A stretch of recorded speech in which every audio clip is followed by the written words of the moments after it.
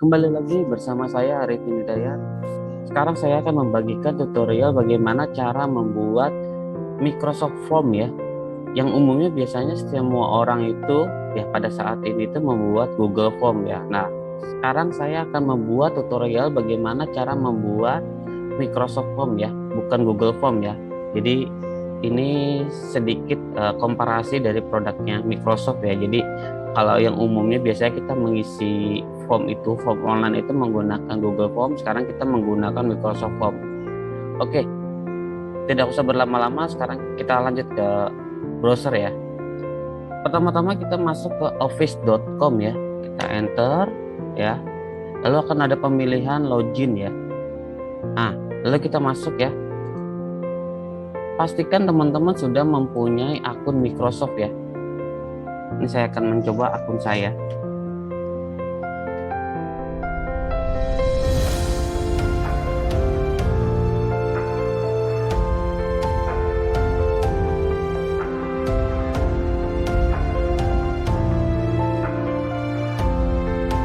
Nah, sekarang saya sudah memasuki akun Microsoft saya ya. Saya sudah mempunyai akunnya lah. Sekarang bagaimana cara membuat formnya ya? Nah, di sini sebenarnya banyak pilihan ya di sini ya. Nah, ada Word, Excel, PowerPoint, Outlook ya, OneDrive, Teams ya, lalu OneNote ya. Nah, sekarang saya akan mencoba di sini ya, pilih buat, lalu kita pilih formulir ya atau form. Nah, akan ke formnya ya. Pada dasarnya untuk pembuatan Microsoft Form ini sama ya, hampir sama dengan Google Form ya. Hanya berbeda dari platformnya saja. Ini dari Microsoft ya, Google Form berasal dari Google ya. Nah, kita berikan judulnya dulu ya, misalkan penerimaan mahasiswa baru ya. Kita masukkan deskripsinya mungkin periode ya, misalkan seperti itu ya, periode 2021. Nah,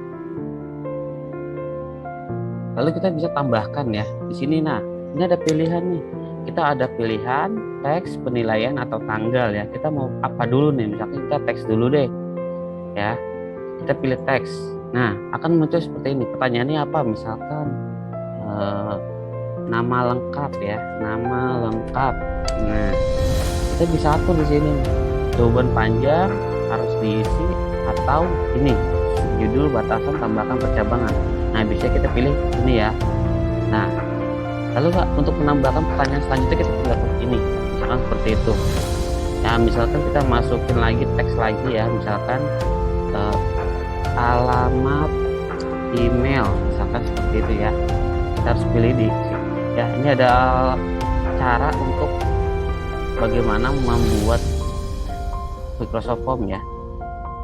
Oke, lalu tambahkan lagi, misalkan kita ada pilihan nih, misalkan dia cowok atau cewek ya, ataupun pilihannya motor atau mobil, misalkan seperti itu. Nah, kita klik aja pilihan kalau seandainya kita mau seperti itu, misalkan jenis kelamin ya. Nah, kita bisa isi di sini ya, misalkan laki-laki ya, lalu perempuan.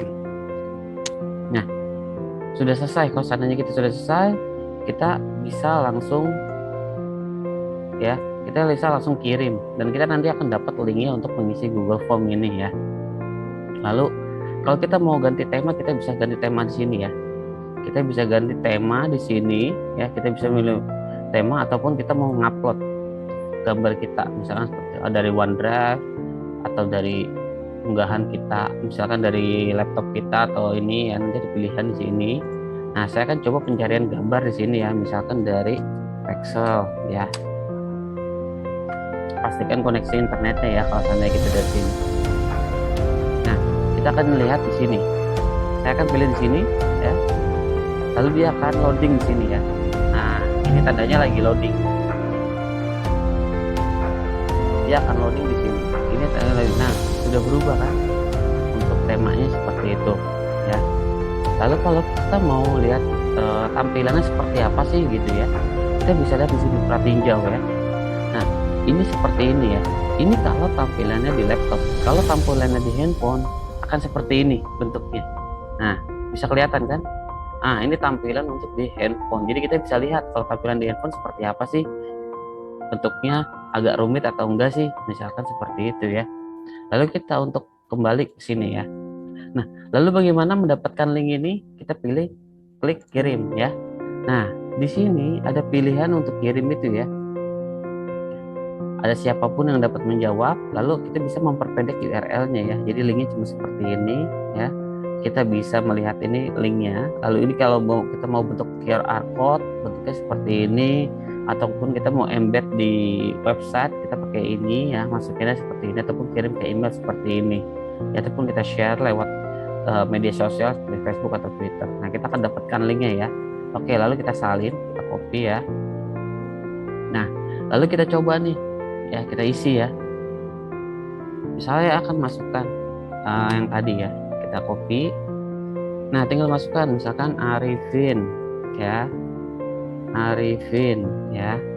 Lalu arifin.hidayat291@gmail.com ya. Lalu saya pilih laki-laki, lalu saya tinggal kirim.